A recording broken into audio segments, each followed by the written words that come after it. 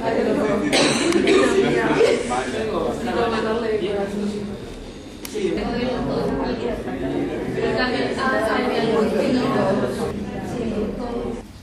laburo de investigación que Miguel está haciendo trae entre nosotros que es una militancia de profundidades un poco ingrata desde el punto de vista inmediato, no porque no es una militancia de oro pelín fácil, digamos, porque es difícil reconocer en una investigación que parece medio biológica, medio antropológica, reconocer ahí rápidamente el punto en el cual se juega, bueno, fundamentalmente lo político, si lo político tiene que ver con pensar la vida en común, digamos.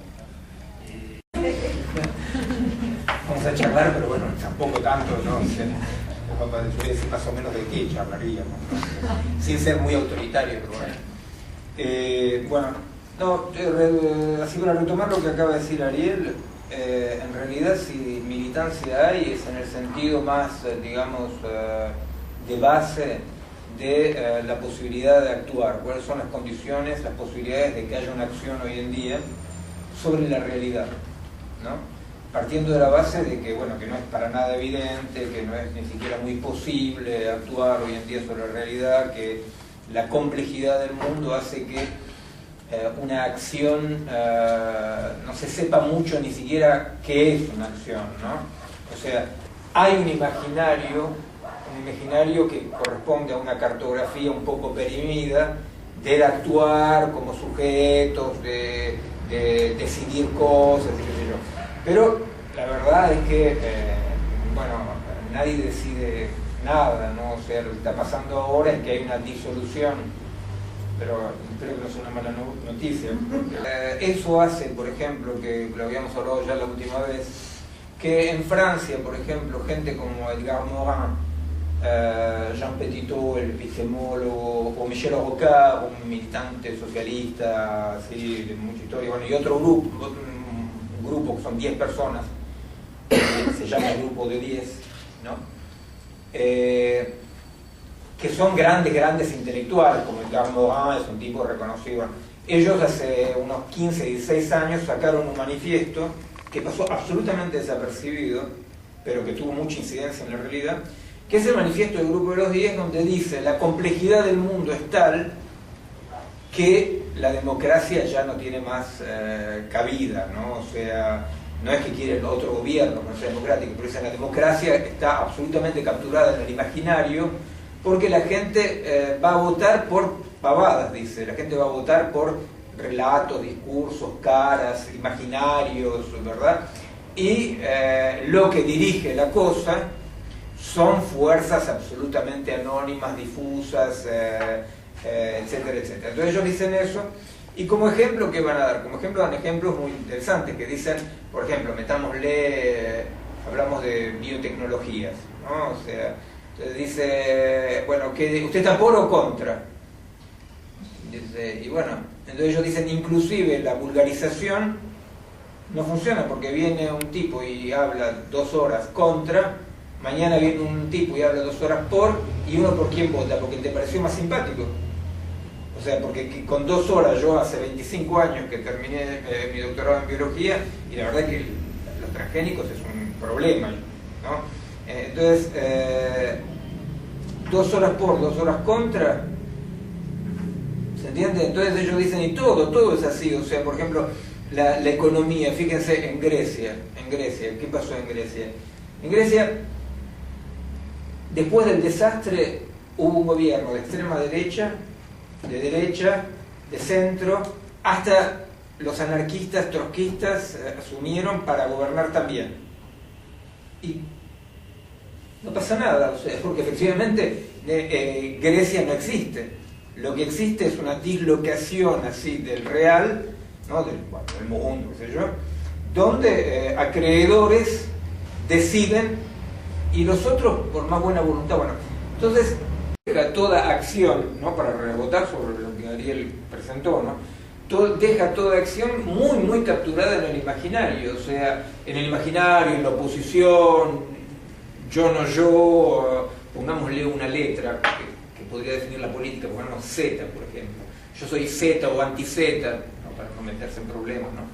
Y entonces si vos sos Z, el problema es el corrupto del frente del otro bando, y cuando te acusan de corrupto a tu corrupto, es difamación, ¿no? Y bueno, entonces todo una cosa de un imaginario, un mambo imaginario, y lo que pasa es lo que debe pasar, gane quien gane, ¿no? Lo cual es un poco tranquilizante, ¿no? Es un poco tranquilizante porque, por ejemplo, cuando Le Pen gane las elecciones en Francia, le va a pasar lo que le pasó a la Liga del Norte en Italia. O sea que, bueno, por el lado un poco tralala, formal, son más antipáticos, pero la verdad es que los socialistas están rajando de patadas en el culo a los gitanos, están atacando permanentemente al Islam, están haciendo cualquier cosa. Le Pen lo hará, pero lo hará de una manera más fea. Pero se entiende, pero de última, lo único que es tranquilizante con esta disolución de los lugares de decisión es que el fascismo es menos amenazante, porque el fascismo está tan atrapado como todos los otros, que es el ejemplo de Grecia. Bueno, entonces, la cuestión es esa, la cuestión es que nosotros hoy por hoy, la introducción que hizo Ariel, decir, bueno, pero ¿qué es actuar? ¿Cómo se actúa? ¿Quién actúa? No, parece absolutamente una pregunta sin respuesta, y yo y el grupo con el cual trabajo, los grupos con los cuales trabajo, efectivamente negamos a adherir a la hipótesis del grupo B10 de la imposibilidad de métodos democráticos para gobernar, o sea, nos negamos a eso. Pero eso quiere decir que entonces nosotros buscamos, porque aceptamos la hipótesis de que la complejidad hace que la gente elija en un puro imaginario, pero a la vez no aceptamos la consecuencia, que dice, entonces seamos consejeros del rey, que es un poco la república de Platón, o sea, la república de los filósofos, ¿no? O sea, bueno, en ese sentido, yo voy a presentar una problemática, que es una de las problemáticas que estoy trabajando ahora, ¿no? Pero eso se declina en otras dimensiones, podemos charlar si les interesa, pero presento esa como central, que es la que con Ariel habíamos llamado, para esta pequeña reunión, del individuo al perfil, ¿no? Porque bueno, yo escribí hace 15 años, un estilo, un libro que se llama El mito del individuo, que con un tiempo de retraso por el decalaje horario salió hace un año, ¿no? Pero bueno, entonces yo en el mito del individuo lo que yo cuento, ¿no? Es un poco el fenómeno de desterritorialización y serialización, la ruptura de lazos, la ruptura de pertenencias, ¿no? Y cómo, bueno, los trabajos un poco de los medievistas franceses, Duby, Abies, Le Goff, como ellos muestran cómo se produce al individuo, cómo de una entidad común, que llamaríamos, para ser rápido, tribal, diríamos, ¿verdad? O sea, donde el sujeto, para usar una palabra que es inadecuada en este caso, ¿no? Pero bueno, el sujeto es como tribal, ¿no? Donde las pertenencias son pertenencias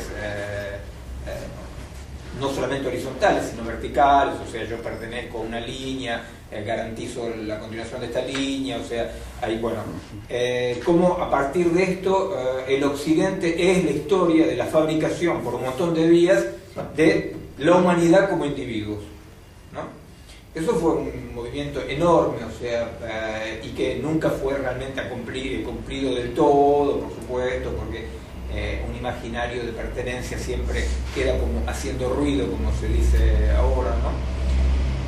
Pero la verdad, bueno, el psicoanálisis, por ejemplo, participó enormemente de esto, ¿no? O sea, me hace gracia porque en el cambalache un poco, que es un poco así el pensamiento de nuestra época postmoderna, los psicoanalistas, yo los quiero mucho, cuando yo voy a hablar de psicoanálisis pido perdón, los psicoanalistas, no, lo que pasa es que la primera conferencia que hice, una personalidad muy importante de acá me atacó terriblemente. Entonces dije, los argentinos con esta cuestión del mundial están muy nerviosos, voy a tratar de hablar despacito y sobre todo no hablar de lo que yo pienso del mundial. Y entonces, bueno, efectivamente los psicoanalistas ahora recogen todo, ¿no? Y Deleuze, y Guattari, y no hay ningún psicoanalista que no esté al tanto, ¿no?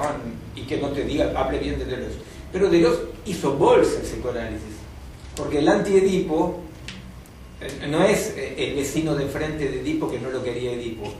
El anti-Edipo muestra cómo el psicoanálisis es un dispositivo disciplinario de fabricación de individuos que funciona como un embudo que hace que el mundo, el universo, se familiariza y, bueno, no el anti-Edipo, ¿no? O sea, cómo efectivamente las clases sociales, las tribus, los astros, qué sé yo, el tipo llega, se acuesta y dice, estoy muy preocupado, por ejemplo, ¿no? La verdad, o sea, en Francia, la verdad que es muy angustiante ver lo que pasa con los gitanos, ¿no? O sea, cómo se los trata, cómo, bueno. Entonces alguien viene, se acuesta y dice, la verdad que no puedo dormir, estoy súper angustiado con lo que pasa con los gitanos. Y vos decís, gitano, claro, gitano es tu mamá y el primer ministro es tu papá, ¿se entiende? O sea, porque vos no te vas a ir a acostar al diván y ponerte a hablar de que, o sea, no es creíble en la grilla psicoanalítica, no es creíble que vos estás realmente angustiado por el gitano. Si vos estás angustiado por el gitano, vos estás angustiado porque ¿qué es lo que representa el gitano en vos? ¿No? Y a mí me cómico porque resulta que yo, para ganarme los ravioles, la investigación no va, los derechos de autor tampoco, ¿no? Entonces tengo 2 días todavía de consulta. Pero, claro, yo vengo de la antipsiquiatría y nunca me fui, qué sé yo. Entonces mis pacientes me psicoanalizan, ¿no? O sea, ellos psicoanalizan la cosa. Entonces, por ejemplo, cuando ellos me dicen, pongamos el caso de los gitanos, ¿no? Dicen, qué terrible, porque son cosas terribles. A mí ya me llevaron en cana 3 veces por ir a campos de gitanos cuando lo están rajando, le rompen las casas rodantes, tiran agua, bueno, los ponen en campos cerrados con alambre de púa, un horror, ¿no?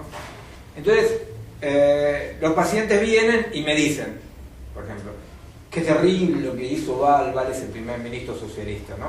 Qué terrible lo que está haciendo Val con los gitanos. Entonces yo digo, claro, sí, la verdad, que está haciendo Val, esta sociedad. Bueno, pero lo que pasa es que eso me hace acordar que cuando yo era chico me pensé como un gitano.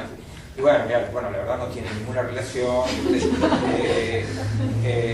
Acá es cierto que estamos viviendo en un país, vos tenés hijos, qué sé yo, está en un apartheid que está hecho por la sociedad. Sí, porque cuando era chico, gitano, para mí, yo tenía un área. Entonces ellos tratan de que yo sea psicoanalista, ellos tratan de enseñarme a mí, ¿no? O sea, de que yo no tengo que hablar de los gitanos, yo tengo que hablar de él. La pregunta, por supuesto, es quién es él, ¿no? Porque cuando Sócrates dice conócete a ti mismo, no quiere decir conoce tus pequeños problemas personales, ¿no? O sea, dice conoce por qué estás atravesado, qué es lo que te atraviesa, qué es lo que te mueve, qué es lo que te explota, ¿verdad? Y entonces, bueno, efectivamente, de ese punto de vista, el individuo no es creado socialmente, es creado en un momento dado culturalmente. Bueno, el psicoanálisis, entonces, el psicoanálisis participa sobre algo real, ¿no? O sea, el individuo creado como un pliegue de este funcionamiento, más bien como una constelación, ¿verdad? Un funcionamiento tribal, como una constelación o familiar. Hay un pliegue que se opera, que Duby y Ariès, ellos en la historia de la vida cotidiana, privada, ellos explican muy bien, por ejemplo, fenómenos muy prácticos, ¿no? O sea, por ejemplo, cómo el aprendizaje de la lectura en voz baja, cómo va creando ese pliegue, ¿verdad? ¿Se entiende, no? O sea, crea lo que se llama el jardín interior, o sea, que uno se habla a sí mismo, ¿verdad? O sea, bueno, es muy, muy interesante, ¿no? La historia de la vida privada, bueno. O por ejemplo los trabajos sobre la emergencia del amor en Occidente, ¿no? Que también son fenómenos de creación, de individuación del humano, ¿no? O sea, de repente, yo te amo, como dice Eloísa con Abelardo, ¿no? Le dice, yo te amo porque sos vos y porque yo soy yo. Esto era chino básico dentro de la estructura que antropológicamente se llama analógica, ¿no? O sea, el tipo de estructura social que existía en el medioevo era, dentro de una estructura analógica de funcionamiento, decir yo te quiero, porque aparece, emerge una dimensión sincrónica que tiene su propia razón, ¿no? O sea, destejida de toda diacronía sobredeterminante, ¿sí? Entonces, yo te quiero, yo te amo porque sos vos y porque soy yo, ¿no? Bueno, entonces hay un montón de mecanismos muy de fondo, así, y que no son ideológicos o bla bla, sino que son realmente mecanismos reales, ¿no? Que, bueno, llevan hacia el Renacimiento, ¿no? Se llevan hacia el Renacimiento, hacia el Renacimiento y hacia Descartes, ¿no? O sea, el hombre frente a una naturaleza puramente mecánica, etc. Bueno, muy bien. Ese individuo es un nivel de desterritorialización, un modo de disciplina, un modo de amar, sentir, pensar, etcétera, etcétera. Por eso decía que el psicoanálisis no es un mambo imaginario. El psicoanálisis se refiere a un hombre que es una instancia antropológica que tiene un cierto nivel de existencia real. Quiero decir, un cierto nivel de existencia real porque ningún individuo es nada más que individuo, ¿no? Siempre hay algo que hace que esta ruptura de lazos, mismo de manera negativa, patológica, sufrimiento, ruido, que hay lazos que exceden al individuo, siempre se manifiestan, ¿no? O sea, y se manifiestan mismo en tendencias, ¿no? O sea, el romanticismo alemán, que va a venir y va a decir, pero no, las afinidades selectivas nos atraviesan, reivindicar la pertenencia, ¿verdad? O sea, reivindicar que no es una elección sin razones, o sea, son razones que yo no conozco, yo lo único que puedo hacer es seguir este destino de amor, ¿verdad? Bueno, ¿no? O sea, Abelardo y Eloísa, que es justamente la no coincidencia, el casamiento por linaje, ¿no? El casamiento por linaje es un casamiento de coincidencia de poder, de familia, de cultura. Abelardo tenía 40 años, Eloísa tenía 20 años o 18 años, una cosa por el estilo. Abelardo era una especie de rebelde, filósofo que acampaba alrededor de París y tenía seguidores. Eloísa era una niña muy brillante que vivía en la casa de su tío, ¿no? Muy modosita. O sea, la no correspondencia, ¿se entiende? Hay una no correspondencia que se justifica por otras razones que no son linaje o pertenencia. Bueno, yo entonces trabajé durante mucho tiempo con respecto a la emergencia del individuo, etcétera, etcétera, porque me parecía que efectivamente una de las uno de los desafíos epocales eran hasta hace 20 años la dificultad de pensar en términos de lazo, pensar en términos de común, ¿verdad? Bueno, ustedes saben la descripción de lo que es una singularidad. Una singularidad es el común en acto, como el común es una singularidad en potencia, ¿entiendes? O sea que el individuo me parecía no ser más una singularidad, ¿verdad? O sea, Abelardo, Eloísa, como individuos son singularidades, o sea que ellos sí son manifestaciones epocales del común, ¿no? El común en el sentido más. En cambio, el individuo de la época del principio de la posmodernidad no es más una singularidad, es un átomo medio paria, medio que está por ahí, se pasea. Entonces me parecía un problema efectivamente porque el individuo no conoce más que al primer género de conocimiento de Spinoza, o sea, no conoce más que por lo que está afectado pasivamente. O sea, el individuo no logra conocer, porque para conocer el conocimiento exige lazo, ¿no? Exige lazo, pertenencia, o sea, exige una relación con el común de última. ¿Se entiende eso? Entonces ese era el trabajo. Ese es el trabajo, y ese trabajo hace que, por ejemplo, efectivamente, o sea, la política, cómo se hacía política en la época de la, como se dice, la caída de los grandes relatos, que no es solamente una cuestión de relatos, es una cuestión de una realidad concreta, bien objetiva, que es el fin de una forma de vivir, de ordenar las prácticas, que con la teleología, la idea de que hay un progreso que es polarizable y polarizado, que va a un lugar, ¿no? Cuando eso se cae, efectivamente, la frase que a mí me había marcado como una imagen muy clara de eso era la frase que escribe Hegel en La artimaña de la historia, que es en un libro pequeño de él que se llama La razón en la historia. Él escribe Hegel: los individuos, ocupándose de sus pequeñas actividades cotidianas, ignoran servir un destino común. ¿Se entiende? Eso es la modernidad, ¿verdad? O sea, la modernidad en el sentido de decir, ¿por qué la modernidad? Porque en las culturas totémicas, analógicas, animistas, poco importa, las otras culturas, lo común no está ahí adelante como promesa, lo común está atrás, ¿no? O sea, ¿se entiende eso? ¿No? O sea, no... En cambio, en la modernidad lo común es un proyecto. Lo que está dado son individuos separados que aparecen, como diría Spinoza, ¿no? Los cuerpos que se entrechocan, ¿no? O sea, que siguen sus objetivos, pero ignoran pertenecer. Esto basta acá. Sí. Porque esto hace eco justamente a Heráclito, por ejemplo, porque Heráclito también dice, no para entender la diferencia con Hegel, con la modernidad, el común, ¿dónde está el común?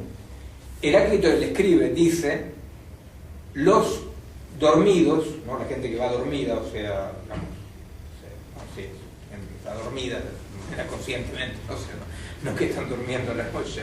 Los dormidos, dice, se pasean por el mundo creyendo que son autores de su pensamiento. Escribe Heráclito. O sea, quiere decir, claro, ignoran que en realidad ellos están atravesados por el común.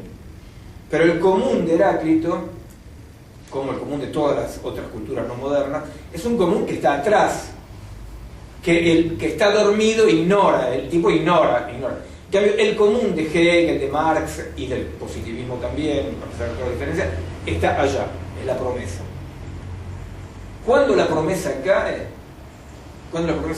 que no cae en política, cae también en política, pero cae en todas las actividades humanas, ¿no? Cuando yo empecé a estudiar medicina,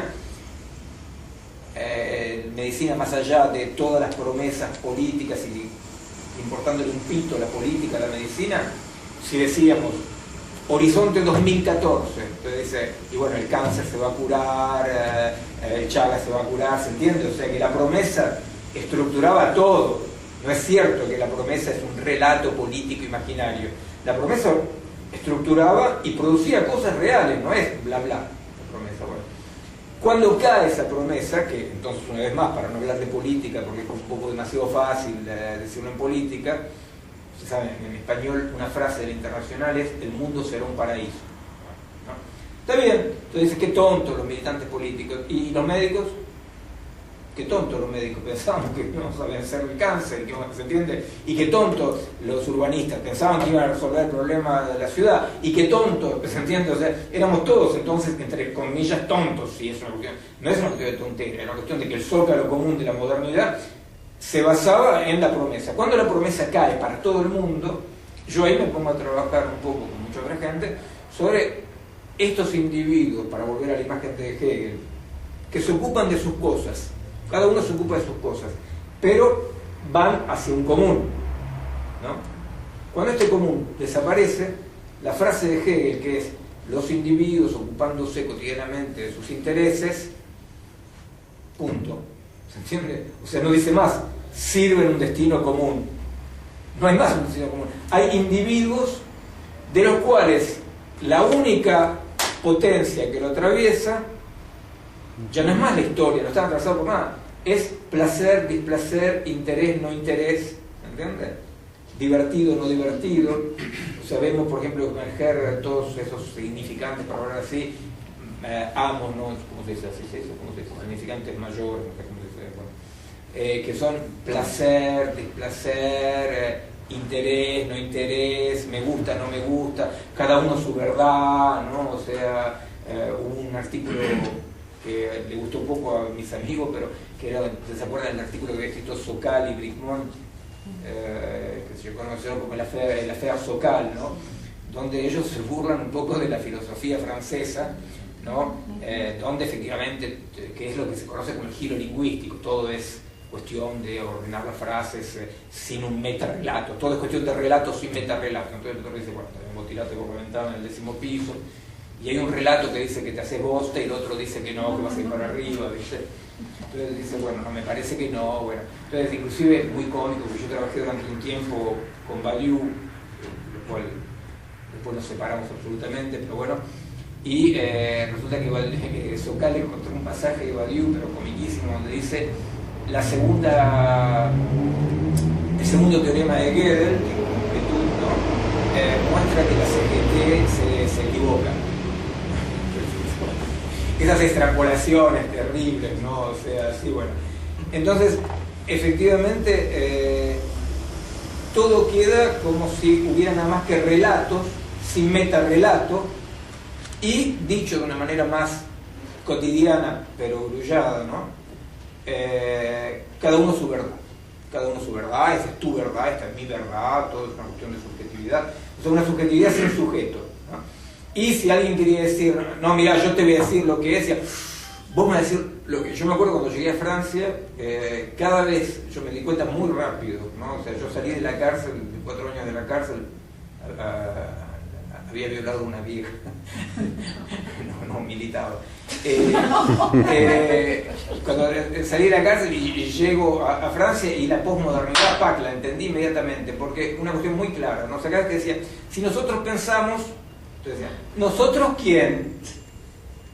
Y yo decía, no sé, entonces había que decir, yo pienso, ¿no? Porque era muy importante, desde dónde hablabas, del asillo, del piso, nunca entendí muy bien, quién hablaba, y sobre todo no hay ningún nosotros, ¿no? O sea, bueno, todo eso eran como muletillas, ¿no? Para sostener el hecho de una subjetividad sin sujeto, ¿no? Una pura subjetividad, ¿no? O sea, ustedes saben lo que dice que Copérnico sacó del medio del universo, ¿no? La Tierra, y la posmodernidad sacó del medio del universo todo criterio de verdad, ¿no? O sea, hay verdades, o sea, hay sujetos con verdades. Bueno, eso era un problema. Ese problema hoy es histórico, o sea, ya fue. ¿Por qué? Entonces le voy a contar el trabajo que estamos haciendo, y después si podemos charlar un poco. Bueno, yo dirijo un equipo de investigación que trabaja, sobre todo yo no estoy ahí, pero dirijo el equipo en la École Polytechnique, es el grupo de complejo, que es el CREA, el Centro de Recherche en Epistemología Aplicada. Yo trabajo en una interfase que es biología y epistemología. Trabajo con gente como Giuseppe Longo, Francis Bailly, bueno, Jean Petitot está ahí, pero bueno, puntualmente, Jean-Michel Besnier, bueno, o sea, son la gente que está en el equipo un día trabajamos sobre, bueno, esta dispersión, no sobre dispersión, porque la dispersión no es solamente una dispersión subjetiva, psicológica, política, qué sé yo. La dispersión para nosotros es sobre todo la biología molecular, ¿no? O sea, hay partes sin todo, ¿no? O sea, la biología molecular dice, no hay vida, hay procesos biológicos, pero no hay un todo que se llame vida, no hay todos, no hay ningún todos, no hay ninguna, nada que estructure, no hay todo. O sea, el problema de la época es la merología, como se dice en jergón, ¿no? O sea, la relación entre las partes y el todo, porque no hay todo orgánico, hay solamente partes tipo Lego, ¿no? Agregativas y sin límite, ¿no? Digamos que eso es la hipótesis central de toda la investigación de nuestra época, ¿no? O sea, que sea en economía, sociología y en biología molecular por supuesto. Bueno, nosotros trabajamos en eso, trabajamos en un diálogo conflictual, digamos, con la biología de síntesis y la biología molecular, en este sentido, ¿no? En el sentido de la dispersión sin un todo que ordene. O sea, todo es bottom-up, nada es top-down, ¿no? Bueno, y en una reunión del grupo de trabajo, Giuseppe Longo llega a casa y dice, nos lee un rapport, pero lo lee como una cosa cómica, y eso fue lo que se transformó en una investigación importante. Dice, Google hizo un trabajo que a partir de el análisis de cómo una persona utiliza su tarjeta de crédito, te determina con 85% de certeza si esa persona se va a divorciar dentro de 3 años. 85% de certeza. Por supuesto que nosotros no estamos hablando, esto es un perfil, hacen el perfil de la persona, ¿no? Por supuesto que nosotros no estamos hablando de estadísticas. Una estadística dice, de acá a fin de año se van a caer 3 aviones. Pero yo no hablo de ningún avión. Y capaz que se caen 10, capaz que no se cae ninguno, ¿se entiende? Yo no hablo de ningún avión. Las estadísticas, o sea, las matemáticas del gran número, no pueden singularizar. Ellos dicen, mirá, vos, inclusive en medicina, eso es una cosa terrible, porque hemos pasado de la medicina ya bastante chotita, digamos, de la estadística, a la medicina del perfil. Dijo una mala palabra. Una palabrita. Pasamos de la medicina de la estadística, que ya era complicada, digamos, que es el DSM-5, por ejemplo. El DSM-5 es todavía medicina del perfil, ¿no? El manual de diagnóstico en psiquiatría, ¿no? Es todavía medicina estadística, ¿no? Estadística. O sea, a partir de esto, grosso modo, hay tantas posibilidades, entonces más o menos te hacen un diagnóstico y te medican. Bueno, el perfil no es eso. El perfil no es estadística. El perfil es una matemática de los grandes números solamente realizable por algoritmos muy potentes, ¿no? O sea, una estadística la puede hacer cualquier matemático. Vos le das los datos, te hace una estadística. La matemática que hace necesaria para hacer un perfil son matemáticas que utilizan algoritmos muy potentes, que son algoritmos de dislocación. ¿Qué es un algoritmo de dislocación? Quiere decir que yo voy a agarrar y voy a mirar, por ejemplo, en lo que vos consultaste, después vuelvo con la tarjeta de crédito y el divorcio, ¿no? Pero vos agarra y dice, bueno, vos consultaste a Google, no sé, 10.000 veces. 10.000 veces consultaste en Google, ¿no? En esas 10.000 veces aparece tantas miles de veces la palabra pichicho. Pero punto, ¿se entiende? Punto. La palabra pichicho, sin el algoritmo dislocativo, no es un algoritmo que diga, dice pichicho porque le gustan los pichichos. No. Es muy importante, o sea, es dislocativo, ¿se entiende? Dice, usa 10.000 veces la palabra pichicho. Si el tipo dice, yo odio los pichichos, me gustan los pichichos, me cago en los pichichos, nada, ¿no? Dice, usa pichicho. A partir de estos algoritmos dislocativos, o sea que destruyen todo sentido, ¿no? O sea, no hay más ningún sentido, es que se hacen los perfiles. Entonces es un poco extraño, porque vos decís, bueno, la tarjeta de crédito, el tipo utilizó la tarjeta de crédito así durante un año. ¿Qué compró? Efectivamente entra solamente cuantitativamente como dentro del algoritmo dislocativo, ¿no? O sea, compró esto. ¿Por qué compró? ¿Por qué no compró? ¿Quién es el tipo? Que importa un pito, ¿no? Eso no entra en línea de cuenta. ¿Cómo consumió?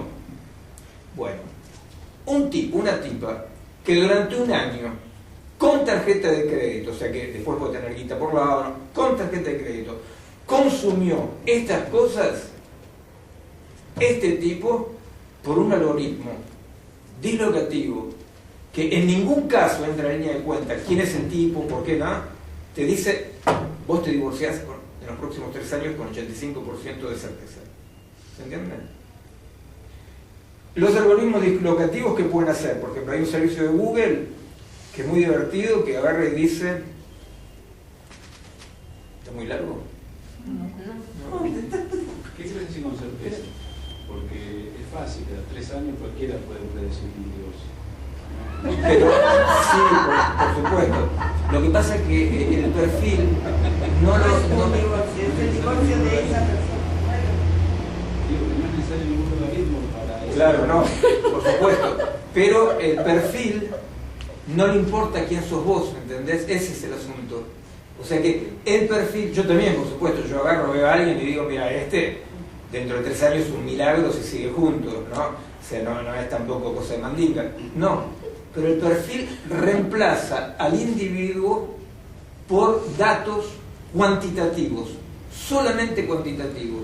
¿Entendés? O sea que todo lo que a vos te permite de ver un amigo, mismo una persona que conoces medianamente, y tirar las tangentes para qué lado va la cosa, todo eso no entra en línea de cuenta. No entra para nada en línea de cuenta nada que sea sentido, singularidad, significación. Lo único que entra en línea de cuenta es un relevaje, no sé cómo se puede decir, relevamiento, perdón, gracias. Un relevamiento cuantitativo de datos absolutamente dislocados, ¿no? O sea, sin unidad. ¿Se ve la diferencia? O sea que ellos no necesitan conocer a Perico. Ellos toman un ítem de Perico y con ese ítem de Perico ellos te pueden decir Perico se va a divorciar con 85% de... lo mismo, por ejemplo, supónganse con respecto al mecanismo de Google, que es un servicio de Google, que es el regalo de cumpleaños sorpresa. Entonces vos te anotás y el día de tu cumpleaños Google te hace un regalo de cumpleaños sorpresa. ¿Pero qué dice sorpresa? Quiere decir que vos no sabías que eso te iba a gustar. O sea, es exactamente lo contrario que cuando tu mujer te regala algo que vos sabés que no te va a gustar. Entonces decís, bueno, espero por lo menos que sea chiquito, así lo puedo guardar, no sé qué. Porque efectivamente el regalo, para decir así, el regalo como el divorcio cualitativo siempre tiene fallas, siempre hay algo raro. O sea, ¿viste? Vos decís, estos dos se van a separar. Sí, se van a separar, pero justamente todas las razones por las cuales vos entendés que se van a separar son las que van a hacer que se van a quedar juntos hasta los 89 años, como la película El Gato, esa, ¿no? De Simón Señore, o sea, odiándose, porque el odio te junta más que el amor, ¿no? O sea, entonces, claro, el regalo cualitativo es un regalo fallido, ¿no? Es un regalo medio siempre un poco pifiado, qué sé yo. Google no, Google agarra y a partir de no sé qué ítem tendrá, porque vos decidís qué ítem te puede... No es que vos le abrís a Google tu máquina y ellos... No, es un ítem, ¿no? Entonces, ellos te dicen, por ejemplo, hay un servicio que se parece al tuyo, pero bueno, menos divertido, que es... vos vas por la calle y tu teléfono móvil te dice, Miguelito, a 30 metros a tu izquierda hay una librería donde hay un libro que te va a interesar. Vos vas y el libro efectivamente te interesa. Ellos lo único que vieron es Amazonas y palabras en tus trabajos. Y el libro te interesa. Claro. El individuo, para decirlo así, para decir del individuo al perfil, ¿no? O sea, el perfil es el vaciamiento del individuo y lo único que queda es una especie de exoesqueleto puramente cuantitativo. El individuo, ¿qué hacía? Nosotros, ¿qué hacemos todavía, no? Vos vas a la librería porque pasabas de casualidad por la librería y te pones a buscar y buscando algo encontrás algo que no tiene nada que ver con eso, pero el libro te llama, no sabes por qué te llama, y compras ese libro y ese libro es un encuentro absolutamente inopinado, ¿no? O sea, un encuentro, bueno, y vas desviando, ¿no? Es la impredictibilidad, ¿no? El perfil funciona sobre la base de una máquina de estado discreto, una computadora, una máquina de Turing, donde efectivamente todo es predictible. Entonces la pregunta que nosotros nos hacemos es, claro, ¿por qué nos hizo tanto eco? Porque en biología molecular todo es predictible, ¿no? En biología molecular hay después la predictibilidad se va a carajo absolutamente, pero digamos que el principio es la predictibilidad. Lo que pasa es que, como mismo Poincaré lo muestra, la predictibilidad obedece a una aritmetización de la lógica, en lo que sería una geometrización de la lógica, o una modelización del continuo. O sea, si quieren podemos volver, son detalles un poco más técnicos, pero digamos que la idea de predictibilidad es más un mambo que una realidad. Pero ¿por qué funciona? La pregunta era ¿por qué funciona? Y la respuesta es la respuesta la más triste que puede haber, que es porque las prácticas sociales de una mayoría de la gente obedecen a prácticas dislocativas de toda unidad orgánica o subjetiva, que efectivamente, una vez que Pedrito tiene prácticas dislocadas, prácticas modulares, ¿no?, de la vida, o sea, prácticas totalmente en la disciplina, o sea, bueno, hay una tarjeta de crédito, hay el móvil, tenés el móvil, hay tal, ¿cómo se dice?, aplicación en el móvil, tenés todas las nuevas aplicaciones. Usted sabe cómo pasa eso pasa de una manera absolutamente banal, sin que haya ningún Videla o Pinochet para ordenar las cosas, ¿no? O sea, uno adhiere a eso por varias razones bastante oscuras, pero sobre todo la razón la más eficaz es la facilidad, es más fácil, ¿verdad? Yo me acuerdo cuando empecé a ver esto, tenía una paciente justamente que el marido había ganado la lotería, entonces por supuesto se había divorciado y se había ido con la secretaria, pero ella se había quedado con mucha guita, y entonces compró una computadora fantástica, no sé qué sea una computadora fantástica, pero ella decía una computadora fantástica.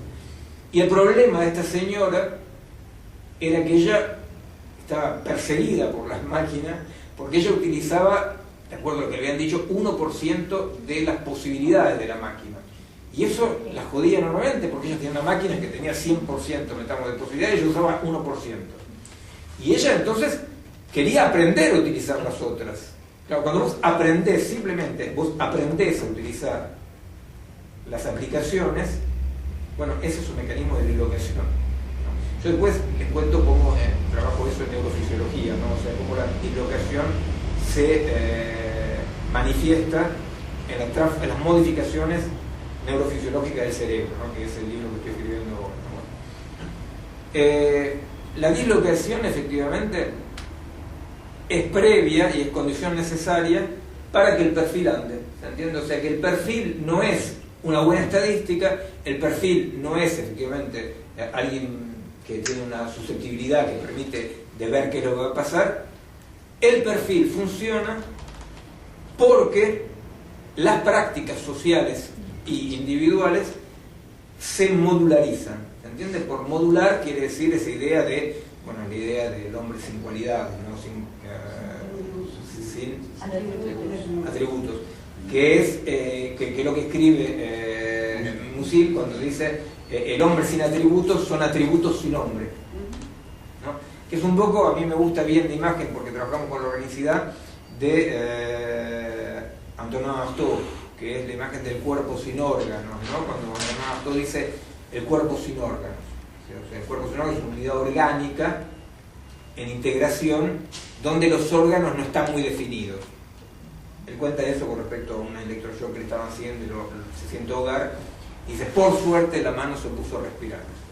La mano de Artaud, por supuesto, no respiró nunca, pero lo que él quiere decir es una cosa que la medicina un poco más integrativa, menos tecnológica, ¿no? O alguien como Canguilhem dice, o sea, yo no puedo definir órgano-función, porque no funciona así. Y mismo para el libro que estoy escribiendo sobre el cerebro, caí sobre una serie de artículos americanos que cuentan casos, muchos casos cuentan, de gente que post-mortem se dieron cuenta que tenía un hemisferio atrofiado. Un hemisferio atrofiado. Pero la persona debía ser un poquito rarita, digamos, pero tenía un hemisferio atrofiado y había habido una integración. Ahora, por supuesto, si vos tenés un hemisferio atrofiado, lo más probable es que, por ejemplo, hay cosas que no puedes hacer, o sea, no puedes escribir o no puedes, seguro. Pero la integración le había permitido desarrollar a toda esta gente mecanismos de compensación que no son mágicos, no es como la mano de Astó que respira. O sea, pero la integración le había permitido procurarse muletillas, para decir así, ¿verdad? O sea, puentes para tener una vida suficientemente normal como para que solamente cuando se murió se dieron cuenta que tenía un hemisferio atrofiado. ¿Se dan cuenta? Eso es lo que está diciendo Canguilhem, ¿no? Cuando dice efectivamente la definición órgano-función no funciona, ¿no? O sea, claro, si yo digo que el corazón bombea la sangre, no me equivoco. Si yo digo el corazón solamente bombea la sangre, me equivoco. Bueno, ustedes saben que lo que estoy diciendo ahora, no sé, depende cada uno en su centro de interés, lo que estoy diciendo ahora es ni más ni menos que el punto más elevado de la investigación científica, que es el genoma humano, el genoma, la lectura del genoma, que dice un gen, un carácter, ¿entienden? ¿Sí? Bueno, se dice carácter en español. Un gen, un carácter, ¿no?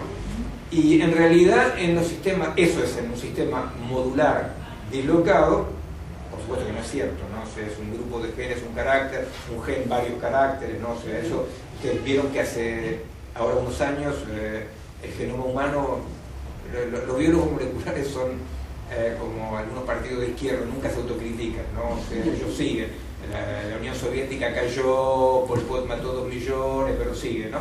Entonces ellos no dicen nada, pero la verdad es que lo que pasa es que el genoma humano se rompió la cara, por suerte, ¿no? O sea, el proyecto genoma humano se rompió la cara porque, salvo en unos casos muy, muy definidos, vos podés identificar un gen, un carácter en ciertas enfermedades muy, muy chotas como la mucoviscidosis, ¿verdad? O sea, vos decís, bueno, efectivamente yo identifico un gen que por lo menos si no está, no hay mucoviscidosis, por lo menos, digamos, ¿no?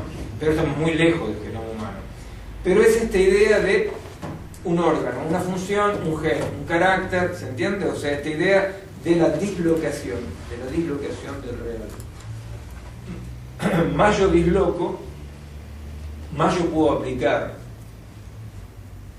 leyes físicas a funcionamientos orgánicos, ¿no? O sea, si yo bajo en la desconstrucción de la cosa hasta las moléculas, bueno, yo utilizo principios físico-químicos para interpretar el movimiento. Pero lo que pasa es que eso es como quien diría performativo, o sea, no es que si yo analizo, si yo destejo la cosa, puedo analizarla físicamente y no pasa nada, ¿no? Eso hace que como nuestro mundo es un mundo que ha reemplazado el mundo por los modelos digitales, eso es performativo, ¿entiendes? O sea que nadie, en ninguna dimensión de la vida, salvo en el arte, capaz,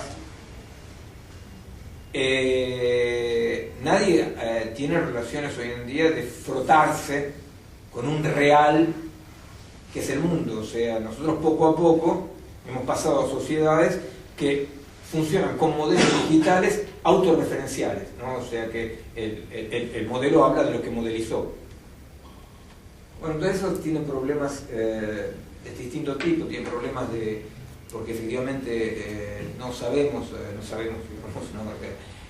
Científicamente, en una investigación por ahora, nadie sabe modelizar sistemas dinámicos, por ejemplo, ¿no? O sea, un sistema dinámico evolutivo no es modelizable de acuerdo a las posibilidades actuales de modelización, por ejemplo. Porque la modelización, por ejemplo, para decirlo así, entre otras cosas, para dar un ejemplo, ¿no?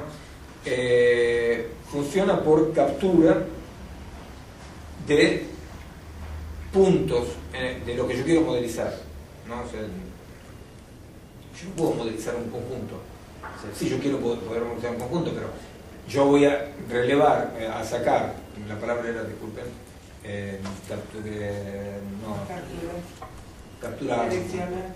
capturar puntos, ¿no? Se voy a identificar puntos, y si quiero hacer una modelización la más cerrada posible, bueno, multiplico los puntos que yo quiero agarrar de lo que estoy modelizando.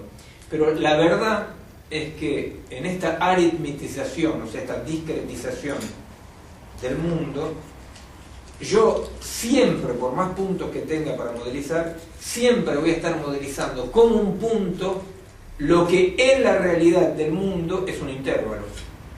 ¿Se entiende?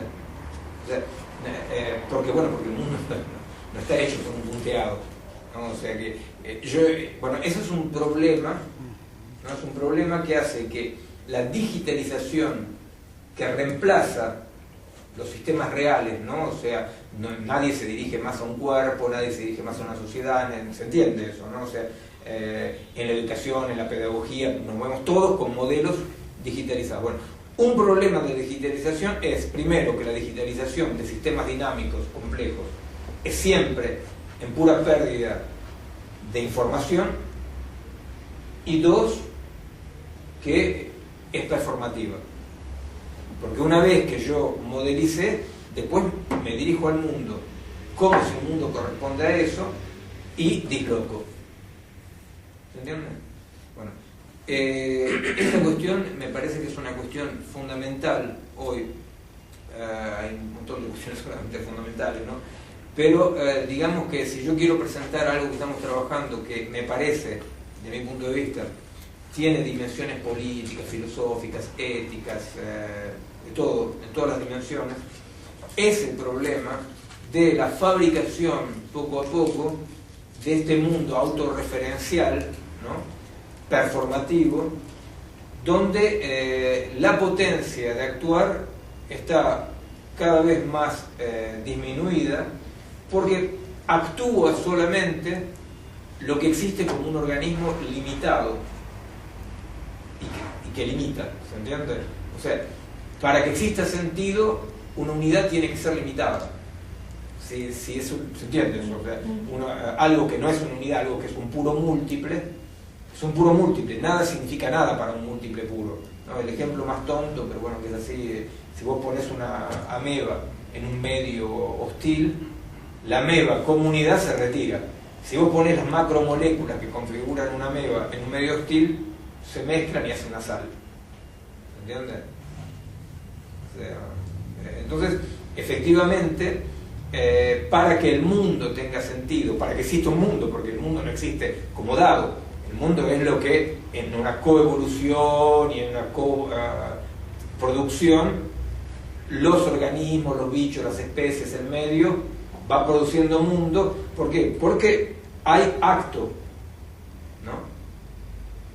Entonces, lo que pasa es que hoy en día hay una especie de fisicalización total, que es un poco como si fuera una especie de epílogo cartesiano, porque Descartes él va a decir, está el hombre, pero el hombre no es de la glándula pineal para abajo el hombre, ¿no? Por eso el cerebro es interesante, porque el cerebro siempre quedó un poco como ennoblecido, ¿no? Es una materia noble, porque ahí anida el espíritu, bueno. Entonces, Descartes va a decir, de la glándula pineal para abajo y todo lo que nos rodea es pura mecánica. La tecnología de la producción del cyborg y este tipo del hombre aumentado, etcétera, dice, de acá para abajo todo es mecánico, ¿entiendes? O sea, no hay nada que escape a las leyes de la mecánica. Y cuando uno dice en un laboratorio, en frente de investigadores, no, pero hay lo que escapa de la ley de la mecánica, en general creo uno no son malos, horribles. Ah, qué interesante, ¿qué? Y bueno, es muy complicado porque nosotros hoy por hoy, me permito decir nosotros, ¿no? Digamos, una especie de comunidad de pensamiento y de investigación, la verdad es que podemos hacer síntesis, podemos hacer análisis conceptuales, pero síntesis computacionales que realmente no deconstruyan el organismo para estudiarlo, no sabemos hacerlo. ¿Entiendes? Entonces, es muy cómico porque yo trabajé acá durante un tiempo en la Facultad de Quilmes, ¿no? Con biólogos moleculares y con otros biólogos moleculares que no eran de la facultad, pero que trabajaban en una empresa, ¿cómo se llama la empresa esta? Creo que es biología molecular que hace clonaje de vacas acá. El laboratorio. Sí, el laboratorio. Sí, Bueno, había gente, o sea, gente que estaba en la práctica, ¿no? Cuando yo llegué, los reuní y dije, ¿les interesa trabajar esto? Sí, les interesaba perfectamente. Ellos querían trabajar sobre la idea, sobre esta hipótesis un poco extraña, que hay niveles orgánicos de organización de la materia que corresponden a la vida y que no son reductibles al piso inferior. Querían absolutamente trabajar eso, pero querían trabajarlo y decía, bueno, pero ¿y dónde lo ves? ¿No? Biocidos. Había gente de biocidos que son gente, que se dan cuenta, o sea, no eran idealistas o estudiantes, doctorantes, eran gente que están clonando vacas todos los días y que trabajan sobre el principio de biología molecular muy pesado, muy duro, ¿no? Y yo les decía, bueno, mira, me parece que hay, bueno, eso, ¿no? La hipótesis es que hay niveles de organización de la materia, de autoorganización de la materia, que hacen que no se pueda aplicar las leyes de la física y de la química para estudiar eso, o se puede aplicar, pero yo no voy a estar entendiendo lo que pasa en este nivel. Bueno, hoy en día, con la mejor voluntad del mundo, te dicen, ¿y dónde lo ves? Porque aparte, ustedes saben, hoy en día en biología no se trabaja con tubo de ensayo, no es que te dicen dónde está en el tubo de ensayo, se trabaja con modelos absolutamente digitalizados. Bueno, entonces el problema es eso, o sea que el mundo del perfil, que es el mundo, de mi punto de vista, del biopoder cristalizado, o sea, llegó el biopoder, ahí está, se trata de esto, ¿no? Se trata no de gestión de poblaciones, sino de gestión de partes sin todo, ¿verdad? O sea, es aún mucho más desconstructivo, ¿no? Bueno, en este mundo, así, efectivamente, el devenir perfil de lo que era el individuo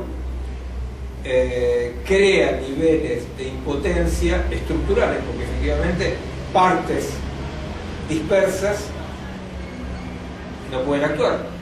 O sea, ¿qué es actuar? O sea que de repente, para decirlo muy concretamente, pero no es ni siquiera una metáfora, es así nomás, o sea, es absolutamente imposible hoy en día para un neuropsicólogo, para un biólogo, ¿no? Hacer la diferencia entre un acto y el peso de mi cuerpo sobre la silla. ¿Se entiende? O sea, la única diferencia es que efectivamente dicen, por supuesto porque no son tontos para nada, dicen, en la evolución de las especies, los bichos que tienen un módulo que les hace creer que son una unidad, son más potentes que los otros, ¿entienden? O sea que no se niega en ningún caso, por supuesto, si ellos mismos también se andan peleando por currículum y por puesto, entonces ellos saben que ellos existen, ¿no?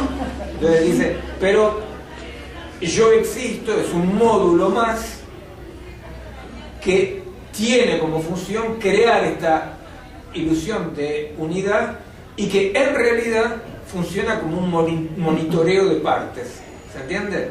O sea que la unidad está dada por un módulo que al monitorear las partes puede producir, en el caso de los perros, los gatos, los hombres y los monos, produce imágenes conscientes de este monitoreo que crean esta ilusión de unidad que protege al bicho. Pero esa unidad es una unidad de funcionamiento, no interna. ¿Y cómo queda la categoría de la experiencia en este caso? Porque creo que es la pregunta por qué significa ser una experiencia. En el momento fue reducida completamente a la contorno del individuo.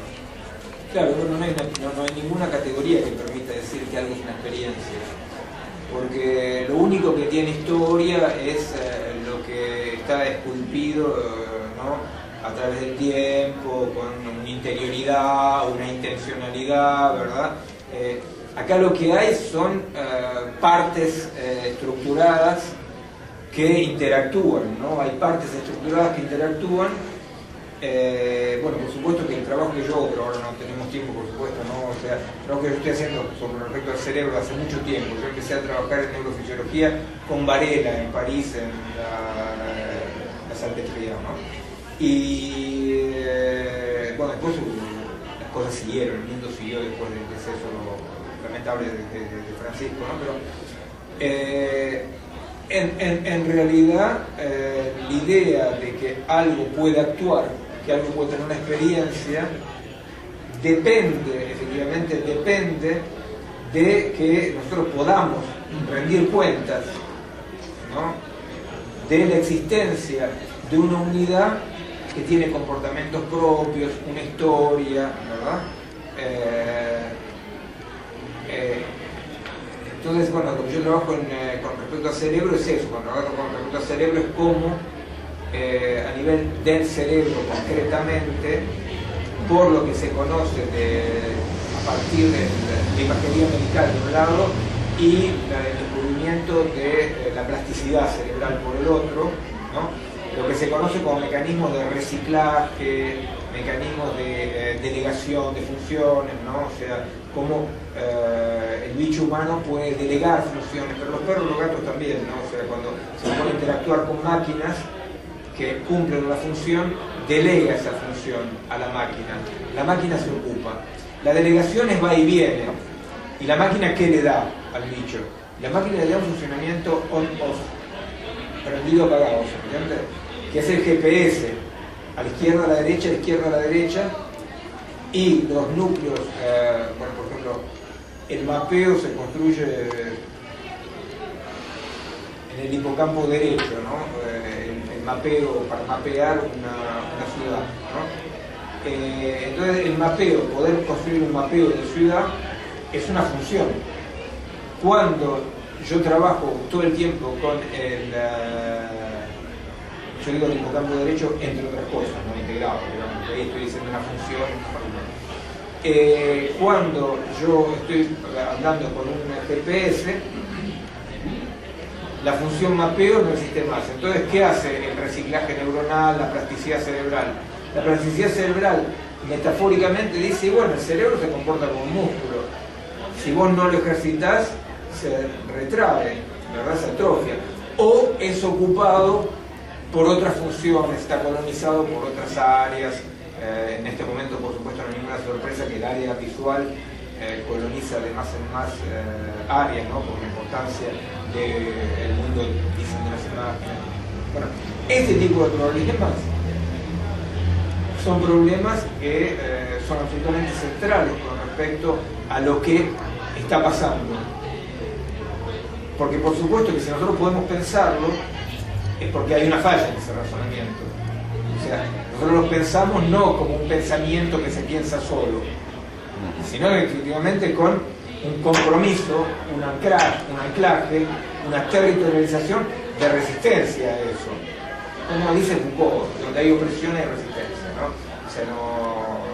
O sea, nosotros no es que seamos los buenos de la historia y que contra un movimiento, nosotros somos los que en el reparto del casting, por afinidad electiva y por historia, nos toca estar del lado de la resistencia. O sea, nadie elige estar del lado de la resistencia del otro. Medio así, por una especie de cascada, ¿no? O sea, como la cascada de los neuromoduladores hormonales, ¿no? O sea, de experiencia en experiencia, de historia familiar, de afinidades, te encontrás en un lugar. Bueno, hoy en el lugar de la resistencia hay mucha gente que insiste en tener prácticas orgánicas. Lo que queda hacer es darle una legitimidad a eso y comprender los distintos fenómenos de dislocación, no como una tragedia de que el lazo se rompe, la gente no se quiere más o esa huevada, sino darse cuenta que hay un mecanismo fuertísimo de dislocación.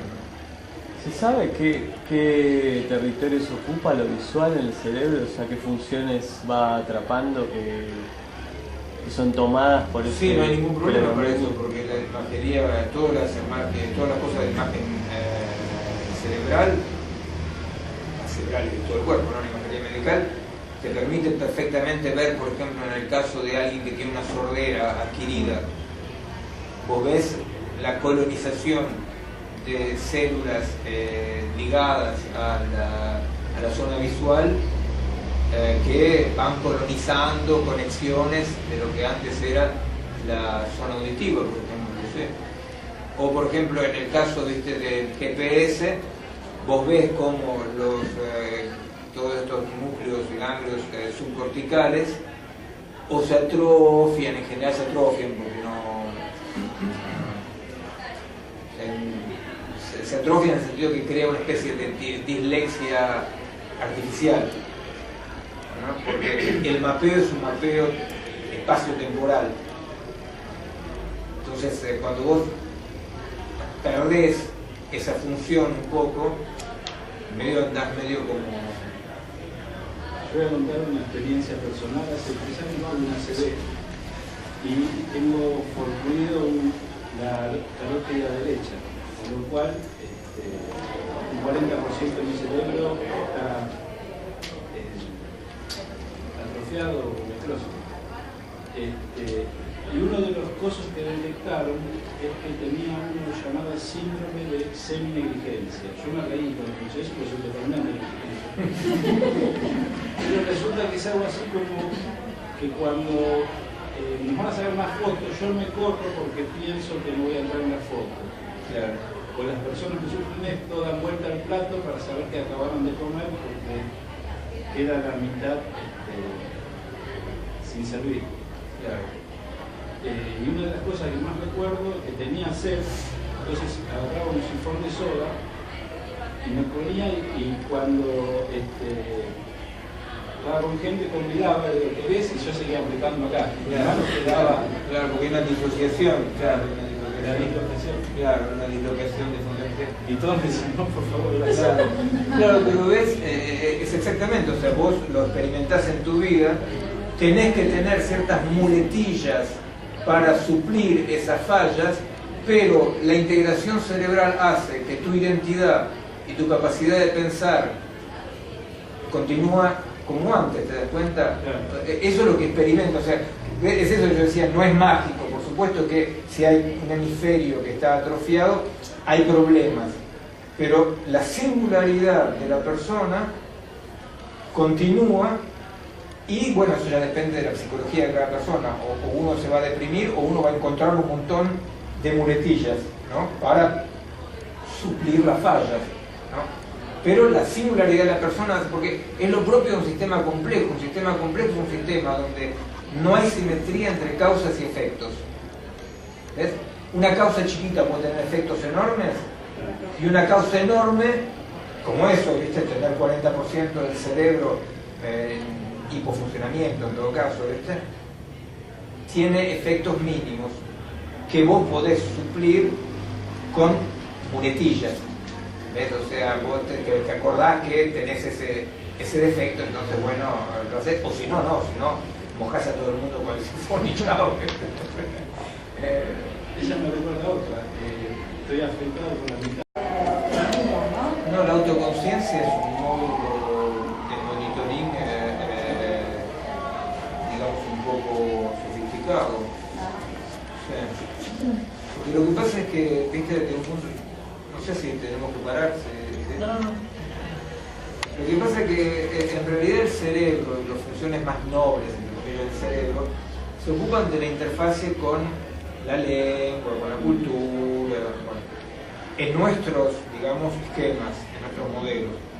En los modelos hoy dominantes todo es información.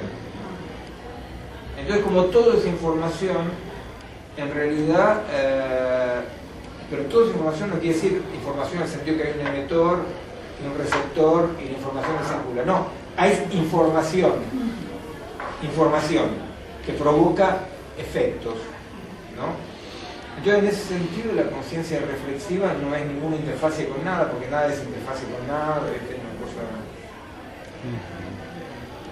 Es realmente la dispersión total. Entonces, ¿cómo se manifiesta lo orgánico en medio de un mundo de la dislocación? La manifestación más fuerte es el cáncer. ¿Por qué? Porque los organismos no pueden realmente dislocarse hasta el fin. Siempre queda un X, queda algo ahí que no se disloca. Eso se manifiesta negativamente con enfermedades, contaminación, agresividad, qué sé yo, ¿no? O sea que los organismos hoy en día, al no poder dislocarse, porque efectivamente esa historia de que son todos módulos y que hay un módulo que monitorea, bueno, eso es una metafísica, o sea, eso no es así. Como eso no es así, lo que no se adapta, nos modularizamos todo, ¿no? O sea, con el móvil, con la computadora, con Facebook, con la tarjeta, todo nos modularizamos porque tenemos prácticas modulares. Bueno. Pero hay algo que no se modulariza, ¿no? Eso que no se modulariza por el momento no se manifiesta más que como negatividad. Y entonces, bueno, claro, hay un montón de guita para disolver esa negatividad, ¿no? Un montón de guita para disolver esa negatividad. Ves, por ejemplo, el ejemplo que vos me dabas antes, ¿no? De un sitio... Tinder se llama. Tinder. Claro, que te dice, vos querés encontrar a un hombre o una mujer y te dice todos los hombres que están, o las mujeres que están en 3 cuadras a la redonda, ¿no? Sí, es realidad. ¿Querés que lo explique? Sí, dale. Es un dispositivo. Y vuelve como un cazador, digamos. Exacto. Es una aplicación para el celular donde vos podés saber todo lo que está online, digamos, en el chat a 3 cuadras a la redonda. Entonces te tira las fotos de, por ejemplo, en este caso yo pongo me gustan los hombres, todos los hombres que tengo a la redonda que estarían dispuestos a conocer a alguien. Entonces vos elegís la foto, y si hay una foto que te gusta le pones un corazón. El otro te puede poner mira tu foto y te puede poner una cruz o un corazón. Si te pone un corazón, el lugar te propone como un lugar intermedio para ir a tomar algo porque está acá 3 cuadras a la redonda. Como una cita... Como yo me quiero casar y usted... Claro, muy rápido. Pero... Sí, ni siquiera sabes nada, solo es una foto. No sabes absolutamente, no podés, digamos... Sí, pero es... Nada, ¿no? O sea, automáticamente se te No le abre. puedes poner una billetera, porque no todos buscan amor. No, es solo gustar de la imagen del otro Nadie busca amor. y Nadie que encontrarse. esté buscando amor a sexo. Claro. Pero ven, o sea, ahí hay algo, yo lo que... Pero es algo que están... Flor. Es algo que se está usando mucho, Pero seguramente mucho. es O sea, No, no- Pero hay un plus no es de- algo raro. No es algo raro. Hay un plus de información en Facebook, o sea, Sí, a través también. del Facebook vos podés sacar todo un perfil de esa persona y ya podés tener información previa, no es tan desconocido. En cuanto a la información en lo global, no quién es, ni qué siente, ni qué le pasa. Los datos generales. Lo que corresponde, es como el regalo que te hace Google. Claro. Corresponde. El problema es que la correspondencia es lo opuesto a toda vida orgánica. Yo quiero hacer una pregunta. ¿Cuál es el origen, o sea, del cáncer? Y digamos que porque yo recuerdo que antes no existían ese tipo de enfermedades, o sea, o cómo se relacionan, digamos, las enfermedades, no sé, con lo que tú hablabas ahora. Bueno, el cáncer, sí, en la historia de la medicina se reconoce tumores malignos desde hace mucho, ¿no? Lo que no existía es esta multiplicación de cáncer por todos lados. O sea, eso no existía. Lo que pasó con el cáncer es que se transformó en una enfermedad gravísima, mortal, que pasaba a algunas personas, a una enfermedad absolutamente banal de que hay, no sé qué porcentaje de gente, pero es enorme, que va a tener un cáncer en la vida más o menos maligno, pero va a tener. Bueno, el cáncer es porque en realidad la biología de síntesis ha producido una serie de moléculas, unas 500 moléculas, qué sé yo, que son moléculas que en principio se creían que no se iban a articular con lo biológico, ¿no? Y por supuesto se articulan, ¿no? Y producen una serie, bueno, son moléculas contaminantes, ¿no? O sea, que no se pueden metabolizar, o sea, ¿no? Que están en la atmósfera, ¿no? Y entonces en realidad hay una demultiplicación de esas moléculas que, bueno, que se transmiten como forma de nanos o como, bueno, no sé, y que no son en ningún caso metabolizables por los organismos, y cada vez más, ¿no? O sea, y cada vez más. las causas del cáncer son, efectivamente, la biología molecular te va a decir que la causa del cáncer son mini mutaciones en el paciente canceroso, que tiene que ver con la historia genética de la Pero familia. nunca pudieron explicar si son causa-consecuencia. Claro, lo que pasa es que son elementos capaz necesarios pero no suficientes, ¿no? Como quien diría, porque en realidad para que aparezca un cáncer hay un montón de factores epigenéticos, de habitudes alimentarias, un montón de cosas que no se explican por un gen, un cáncer tampoco, ¿no? Pero efectivamente la multiplicación de cáncer es debido a la existencia inmensa de moléculas tóxicas en la vida cotidiana de la gente. Yo quisiera volver sobre el tema que convocó, que es la cuestión de la acción, y quería saber a qué llamás exactamente acción, ¿no? Porque pensando en Aristóteles, deliberación, decisión, acción, es un compuesto que además suponemos que antes se actuaba y ahora decís que no. Tal vez retrospectivamente pensamos que la gente deliberaba, decidía y actuaba, pero ¿hasta qué punto no es eso una reconstrucción un poco romántica? Sí. Y si realmente no tener autoconciencia respecto a estos procesos no implican ya formas de acción deliberadas. No, yo pienso por supuesto que como Aristóteles, ¿no? Hay deliberación, reflexión, acción.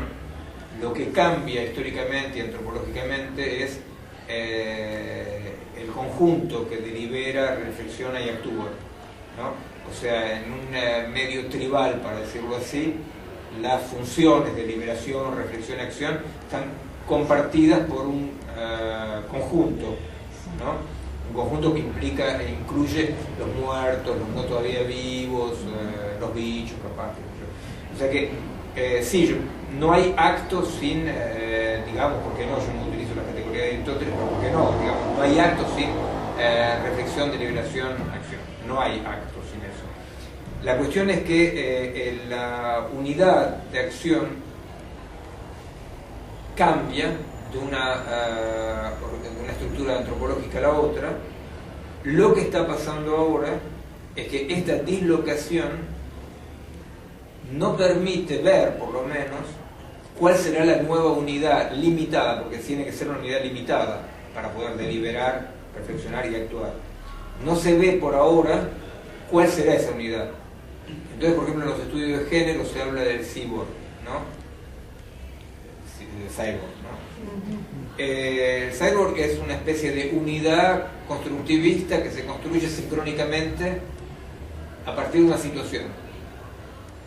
Pero el problema es que el cyborg no es una unidad limitada, es una unidad que vos podés modificar al infinito. Todo lo que es modificable al infinito impide la limitación estructural, estructurante, que permite que haya una acción. ¿Ves? Entonces, el momento histórico actual, el análisis que hacemos, ¿no? El momento histórico actual es un momento de reconstrucción de unidades, donde la unidad moderna no funciona más. Hay mucha tentación de ir hacia otras unidades. ¿Se entiende lo que es comunidad? Una unidad de acción, ¿no? La unidad moderna no funciona más. Hay mucha tentación de ir hacia otras unidades, ¿no? Entonces está la idea del pachamamismo, del islamismo radical, de las sectas, o sea, uno dice, bueno, vamos a buscar otras unidades, ¿no? Pero por ahora lo que pasa es que no tenemos dificultad para visualizar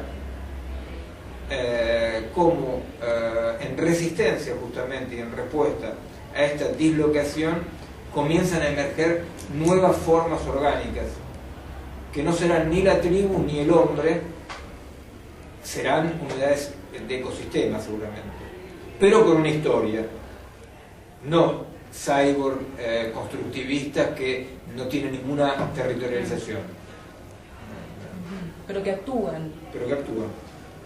Todo lo que tiene una unidad es una unidad autorreferencial, en este caso, pero autorreferencial abierta, con una historia no sé, es el chiste del escorpión, ¿no? O sea, el escorpión que pica a la rana, ¿no? Y que se ahoga, ¿no? Entonces la rana le dice, bueno, ¿por qué me picaste? ¿Te vas a morir? O que dice, no puedo nada, es mi naturaleza. El escorpión efectivamente no actúa sincrónicamente solamente, no actúa para nada sincrónicamente, actúa de acuerdo a lo que él es como escorpión, lo que lo define como unidad. Esta unidad intensiva, para diferenciarlo de la unidad extensiva, las partes que lo componen, esta unidad intensiva hoy es difícil de ver qué forma extensiva tendrá.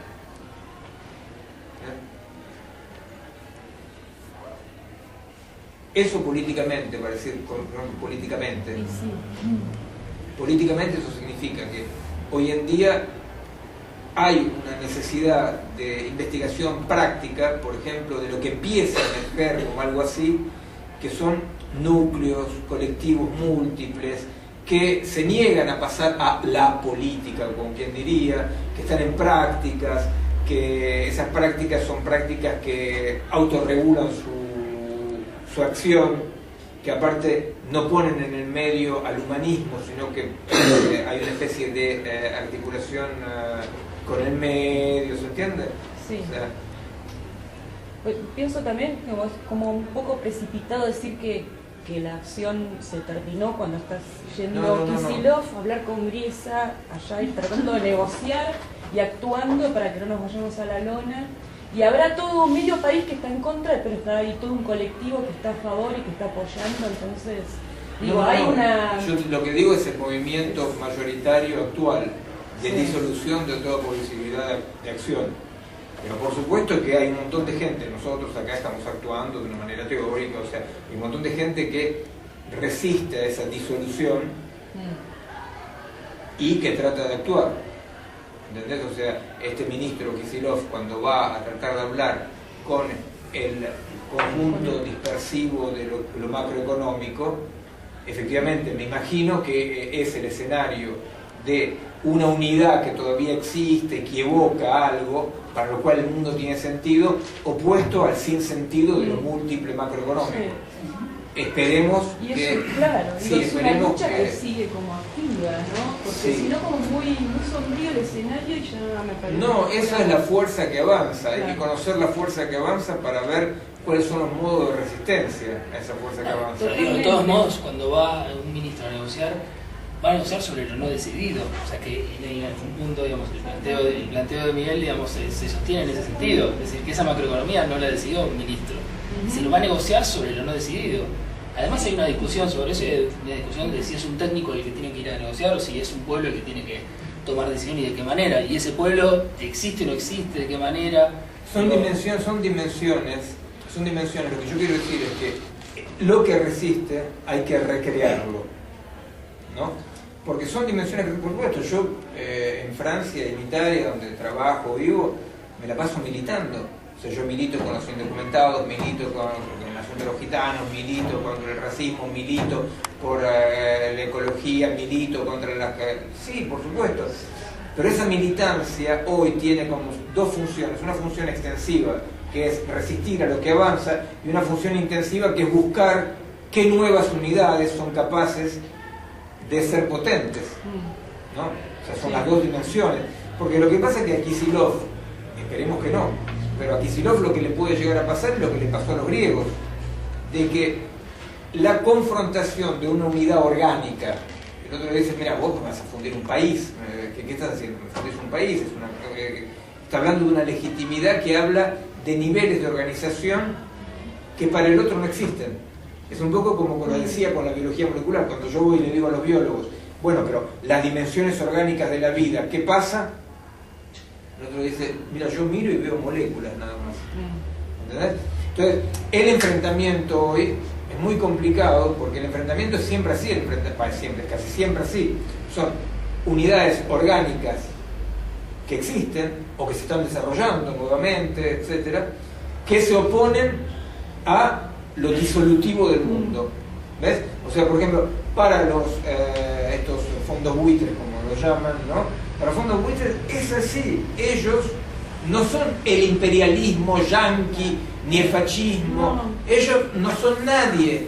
Hay procesos sin ningún sujeto que se dirigen a individuos y que le deben plata.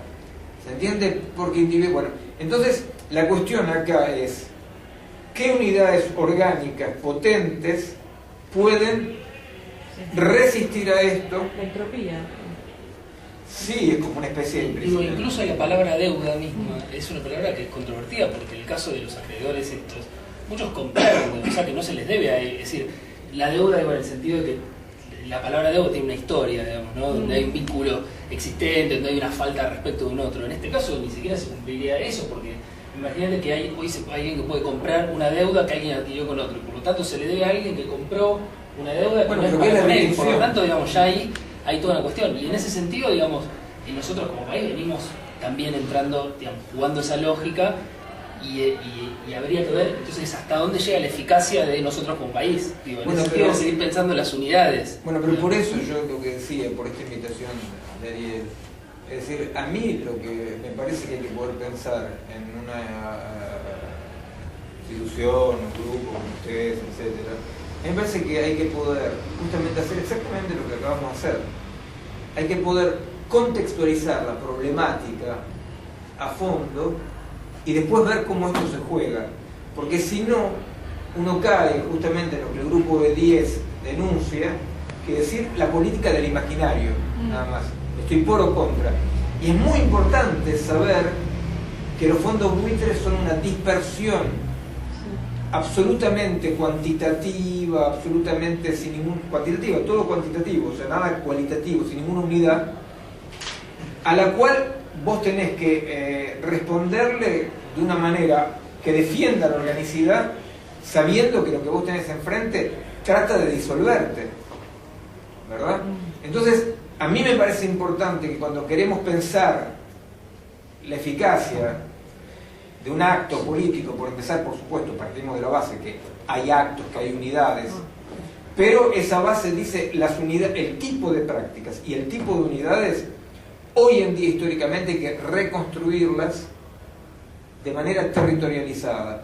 En Francia hay un canalla, un sociólogo que se llama Maffesoli, por ejemplo, que habla de las tribus, ¿no? De las tribus. Dice, la unidad que es, dice, la unidad es una unidad flu, dice, de repente soy la tribu Nike y mañana soy de la tribu de la cerveza Quilmes, ¿se entiende? O sea, que es un poco la idea del cyborg, ¿no? O sea, yo reconstruyo y deconstruyo mi unidad y no estoy territorializado. Entonces, efectivamente, hoy, los que dicen, estamos todos territorializados, están los yanquis y nosotros y todo está como antes, funcionan con una cartografía perimida. Los que aceptan la disolución y dicen, bueno, todo es una disolución, entonces de última, no hay sentido, es un horror. Se trata de desarrollar las nuevas unidades orgánicas que tienen que ser territorializadas. Entonces, es un trabajo de investigación. Bueno, por eso hay que reivindicar el mundial, porque seguimos con las unidades territorializadas contra Estados Unidos, ¿no? Yo no voy a hablar del mundial. Justamente, es una imagen. Pero no es una reivindicación de una categoría como la de voluntad política, esto que vos planteás. No digo que esté mal, digo que es una categoría que tiene su historicidad. Yo creo que la voluntad política hoy en día habría que poder pensarla de manera un poco más actualizada como la respuesta de ciertos colectivos a problemas de la época. ¿Se entiende? O sea que hay colectivos que por su afinidad electiva, por su anclaje en la realidad, por su territorialización, tratan de comprender y actuar sobre problemas de la época. ¿Entendés? O sea, no es la voluntad política en el sentido de un proyecto, un programa, ¿no? Sino la radicalidad política se encuentra en la inmanencia de lo que te problematiza la vida, ¿no? Lo que está atacando la vida. La construcción de ese colectivo no es el efecto de esa voluntad determinada. No creo. Me parece que los colectivos, porque territorializados, también producen voluntad política, como decís, porque territorializados. O sea, la gente se ocupa de lo que sus cuerpos le dicen que hay que ocuparse porque están atravesados por eso, ¿no? No es que eligen seguir una voluntad política, están afectados por eso, están tocados por eso, atravesados por eso. Entonces, como atravesados por eso, o sea, territorializados, o sea, justamente contra la flexibilización del empleo, contra la deslocalización, contra la pedagogía de competencias, que hay que aprender cosas útiles y no aprender huevadas, ¿no? O sea, decir, no, afinidades selectivas, una lucha hoy en día, una lucha. Es decir, a los jóvenes, nadie puede perder el tiempo en su vida, hagan lo que se le cante, y más hagan lo que se le cante, pónganse en riesgo, por supuesto, hagan lo que tienen que hacer, y después ya veremos, ¿no? O sea, una pedagogía de resistencia es una pedagogía que se niega a la dislocación productivista, la dislocación utilitaria, ¿no? Y que protege a la juventud diciéndole, no, pero sobre todo vos tratás de saber primero cuáles son tus afinidades selectivas y después vamos a ver cómo te podemos formar, ¿verdad? Porque esa urgencia disloca, ¿no? O sea, disloca, porque alguien que está estudiando algo que le importa un pito, pero porque eso le va a dar poder o sobrevida, qué sé yo, es alguien desterritorializado e impotente. ¿Entiendes? Entonces, hay una educación, por ejemplo, eso es una línea de resistencia concreta. Es una línea de resistencia que, bueno, que con otra gente, con mi compañera en particular que trabaja en eso, qué sé yo, nosotros trabajamos en eso, ¿verdad? O, por ejemplo, los invito el jueves que viene, vamos a proyectar un film que hizo, una película que hizo mi compañera, un documental, que es sobre la cultura de los sordos y el implante coclear, ¿no?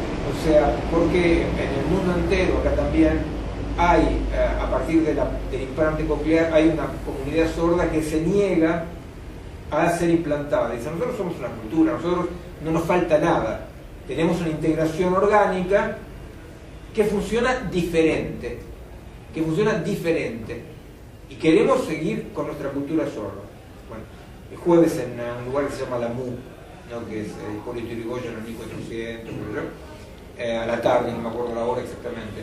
Bueno, entonces la resistencia pasa por ese tipo de líneas a la vez, ¿verdad? O sea, es decir, alguien que existe como unidad, como una unidad orgánica, que son los sordos, ¿verdad?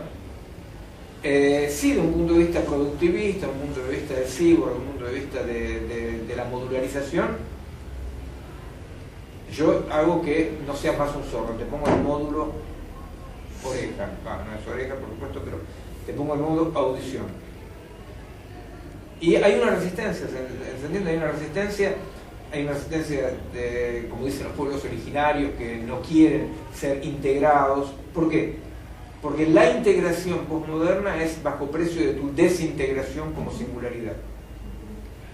Y esto no es un problema moral, es un problema ontológico, porque más alguien está desintegrado en su singularidad, más es impotente, y más gente es impotente, y bueno, menos podremos resolver los problemas que se presentan, ¿verdad? Yo creo que, desgraciadamente, la Argentina está muy mal con respecto a la cuestión de la deuda, porque la unidad que se presenta habla de una legitimidad que no han respetado en Grecia la banca mundial, ¿no? Entonces yo espero, ¿por qué no?, que la Argentina pueda hacer valer una legitimidad tipo orgánica, como decimos, suficientemente fuerte, pero en Grecia no pudieron. En Grecia, cuando dijeron nosotros somos Grecia, es exactamente así. Es como el biólogo molecular, vos decís, esto es un bicho, y él dice, estos son partes. Los griegos dijeron, nosotros somos una nación. Los nazis griegos tuvieron el poder, los demócratas griegos, los ultra izquierdistas griegos, toda la paleta pasó, todo el abanico pasó. Y todos decían con su lenguaje, somos Grecia. Y nosotros decían, mira, yo Grecia no sé lo que es. Yo lo que sé es que acá hay una